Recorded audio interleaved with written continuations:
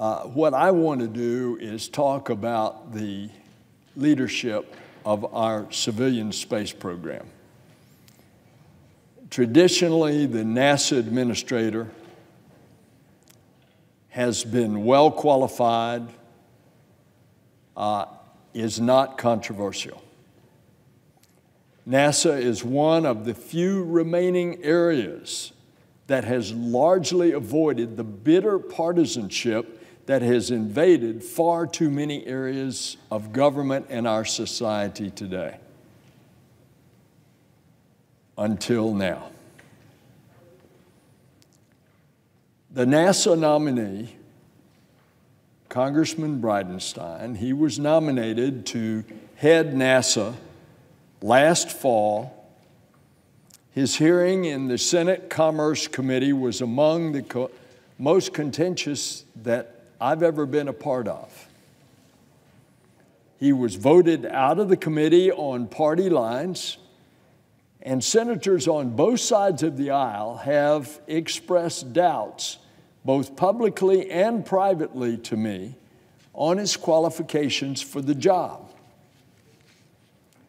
The NASA administrator should be a consummate space professional. That's what this senator wants, a space professional, not a politician, as the head of NASA. And that space professional ought to be technically and scientifically competent and a skilled executive. More importantly, the administrator must be a leader who has the ability to bring us together, to unite scientists and engineers and commercial space interests and policymakers and the public on a shared vision for future space exploration. And as you know, we have set the goal first with the Obama administration and now with the Trump administration. Our goal is going to Mars in the decade of the 2030s. And what pains me, Mr. President, is that I believe that the one who has been nominated to head this not partisan, not bipartisan, NASA has always been nonpartisan. And to head this agency, I'm afraid we're hitting a different standard. My concern comes from having witnessed very directly the tragic consequence when NASA leadership has failed us. When it comes to the ultimate frontier of space, there are always going to be risks involved. But the NASA administrator bears the responsibility, accountability, the final decision for the lives of astronauts who explore the heavens on behalf of all of us. I have witnessed personally in both the Challenger and the Columbia accidents. We learned that engineers at NASA knew of the dangers and tried to sound the alarm. But NASA's management and its structure, while well-intentioned in both of those tragedies, filtered out debate and dissent. And the warnings of the engineers went unheeded with heartbreaking consequences. And so it was in 1986, the launch of Challenger, 10 days after this senator had returned on the 24th flight of the space shuttle to Earth.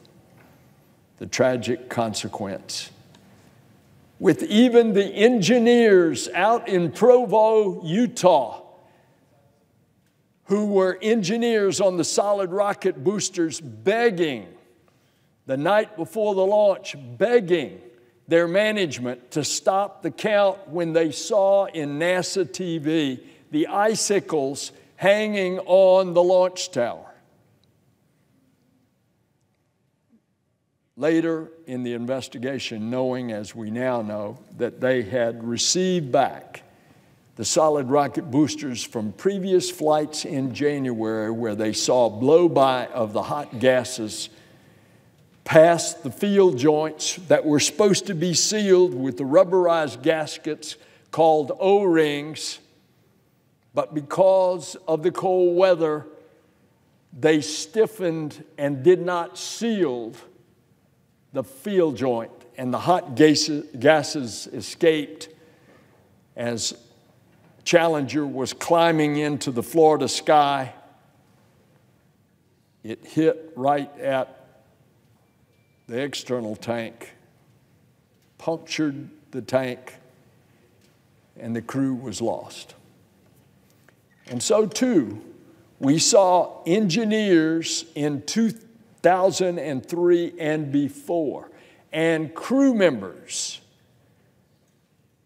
like one of the best, Captain Robert Gibson, United States Navy, retired, 5-time shuttle astronaut, 4-time commander, had pointed out after each flight, examining the orbiter, it looked like it had been shredded, was his words, as if you had taken a shotgun out and just shot buckshot into the delicate silicon tile, which was happening as a result on launch, on ascent, pieces of the foam of the external tank falling off and hitting the delicate silicon tiles of the space shuttle orbiter. And of course, in that fateful day in early February of 2003, that's exactly what happened. A chunk of the insulation foam about this size, just about the size of a insulated cooler, about this size, on ascent as the orbiter is accelerating, and that chunk falls in the acceleration and hits the carbon-carbon fiber of the leading edge of the left wing and knocks a hole in it. And of course, on ascent to orbit, there's no problem. On orbit, there's no problem. But the problem comes after the deorbit burn and after the space shuttle falls for 30 minutes through the vacuum of space and then starts encountering the molecules of air in the upper atmosphere. And as those upper atmosphere air molecules hit the underside of the space shuttle, the nose of the space shuttle, and the leading edges of the wing, the temperatures grow to over 3,000 degrees Fahrenheit. And there's a big hole in the leading edge of the left wing. And of course, the left wing burns up, and the crew is destroyed high in the descent over to East Texas. NASA's management structure, well-intentioned, filtered out debate and dissent, did not listen to those astronaut commanders like Hoop Gibson, and did not listen years earlier in 85 and 86 to those engineers at Morton Thiokol. And the result is the loss of 2 space shuttles and 14 souls, including on the Space Shuttle Columbia in 2003, the first Israeli astronaut, Ilan Ramon. In the aftermath of Columbia, NASA was reorganized so that safety concerns from the engineering and the safety personnel, that those concerns are not squashed like they were, but instead elevated ultimately to whom? To the guy at the top, the NASA administrator. To make those decisions, the administrator must draw on all of his or her knowledge of engineering principles and of spaceflight, all of his or her experience from managing large technical organizations, and every bit of judgment, reason, and impartiality he or she can muster. Because leading NASA is a job for an experienced and proven space professional. The success or failure of leadership at NASA is, quite literally, a matter of life or death. I want to commend Congressman Bridenstine's time as a pilot and his service to our country in the military. It's commendable. But it does not qualify him to make the complex and nuanced engineering, safety, and budgetary decisions for which the head of NASA has to be accountable. Furthermore, Congressman Bridenstine's recent public service career does not instill great confidence about his ability of bringing people together. His record of behavior in the Congress is as divisive as any in Washington, including his attacks on members of this body from his own party.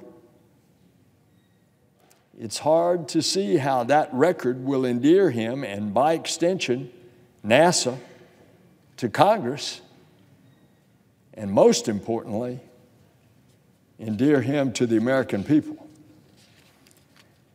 And finally, given NASA's mission to study the Earth, that is a mission of NASA. Congressman Bridenstine's past statements on climate change are troubling, to say the least. Particularly in this administration, where words like science-based and climate change, these words are being scrubbed from government documents, and where some scientists have been restricted from speaking publicly about scientific findings. NASA needs an administrator, a leader, a strong leader, who understands the critical importance of studying the Earth and is willing to put his job on the line to protect NASA scientists. Congressman Bridenstine's record suggests that he'll do otherwise. Mr. President, I don't come to this decision lightly. I hold nothing against him personally. He's a very likable fellow. My decision is not politically motivated. In fact, I supported the nomination of the Chief Financial Officer, Jeff DeWitt, because he was qualified for the job as the Chief Financial Officer.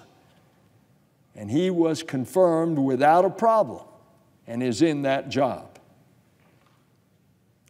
And of course, if Congressman Bridenstine is in fact confirmed, I will work with him for the good of our nation's space program. My opposition to this nomination comes from decades of experience and an understanding of NASA's history, and having lived through some of its darkest moments. I have no doubt that the nominee is passionate about our space program and I don't doubt his motivation or his intentions. I think that what's not right for NASA is an administrator who is politically divisive and who is not prepared to be the last in line to make that fateful decision on go or no go for launch. Mr. President, therefore I will oppose this nominee, and I yield the floor.